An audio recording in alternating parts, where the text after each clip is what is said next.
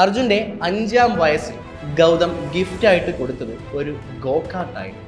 പിന്നീട് അർജുൻ്റെ 8-ാമത്തെ വയസ്സിൽ അവൻ ഇന്ത്യക്ക് പുറത്ത് ഗോകാർട്ട് റേസിംഗ് ചാമ്പ്യൻഷിപ്സിൽ വിൻ ചെയ്യാൻ തുടങ്ങി.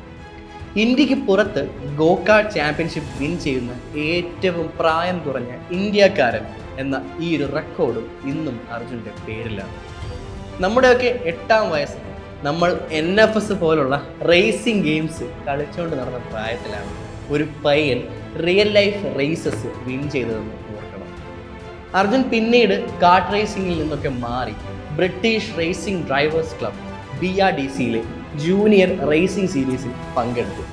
പിന്നീട് അവിടുന്ന് തൻ്റെ ഹാർഡ് വർക്കും ടാലൻറ്റും ഒക്കെ കൊണ്ട് F4 ബ്രിട്ടീഷ് F4 മത്സരിച്ചു.